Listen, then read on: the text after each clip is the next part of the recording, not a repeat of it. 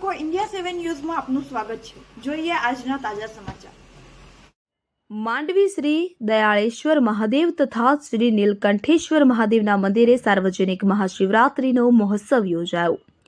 Mandvi Tapi main road ખાતે આવેલ શ્રી દયાળેશ્વર તથા શ્રી નીલકંઠેશ્વર મહાદેવને મંદિરે મહાકાલ સેના તથા સમસ્ત હિન્દુ સમાજ દ્વારા વર્ષના સૌથી પવિત્ર ગણાતા મહાશિવરાત્રિ પર્વની ભક્તિભાવપૂર્ણ માહોલમાં રંગેચંગે ઉજવણી કરવામાં આવી હતી કે જેમાં પાવન પ્રસંગે તારીખ 26 ફેબ્રુઆરી સવારે 7:30 કલાકે લઘુરુદ્રનું આયોજન કરવામાં આવ્યું હતું કે જેમાં 60થી વધુ જોડાઓએ ભાગ લીધો હતો। સવારે 8 થી 12 કલાકે મહાપૂજા તથા બપોરે 12 કલાકે મહાદેવ દાદાની આરતી ઉતારવામાં આવી હતી। સાંજે 4 કલાકે મહાદેવ સવારી પાલખી યાત્રા સાંજે 4 કલાકે તાપી મેઇન રોડ ખાતે આવેલ શ્રી દયાળેશ્વર મહાદેવના મંદિરથી બગી તથા ડીજેના સથવારે આનંદ ઉલ્લાસભેર પાલખી યાત્રા આખા નગરમાં ફેરવવામાં આવી હતી કે જેમાં ધર્મપ્રેમી ભાઈ બહેનોએ હર હર મહાદેવના ગગનભેદી નારાઓ લગાવ્યા હતા। પાર્ટી યાત્રામાં દિલ્હીથી વધારે અઘોરી બાવાની ટીમે કરતબ અજમાવી હતી કે જે આકર્ષણનું કેન્દ્ર બની હતી, જેને કારણે ભક્તિભાવ માહોલનું સર્જન થવા પામ્યું હતું કે જેમાં મોટી સંખ્યામાં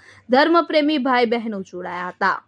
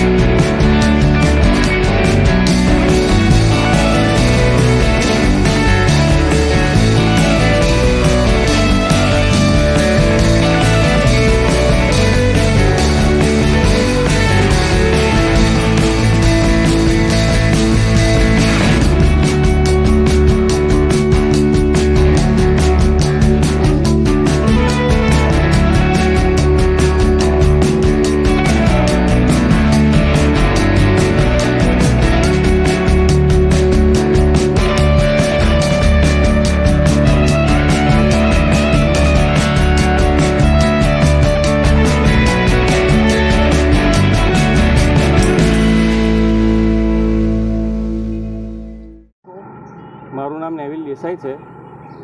હું મહાકાલ સેના કરીને અમે ગ્રુપ ચલાવીએ છીએ અને આજે માંડવીનગરમાં સતત 3જા વર્ષે મહાકાલ સેના દ્વારા ભવ્યથી ભવ્ય મહાશિવરાત્રિનું આયોજન કરવામાં આવેલું છે, જેમાં સવારે 60થી વધુ જોડાએ લઘુરુદ્રમાં નિઃશુલ્ક લઘુરુદ્રનો લાભ લીધો છે।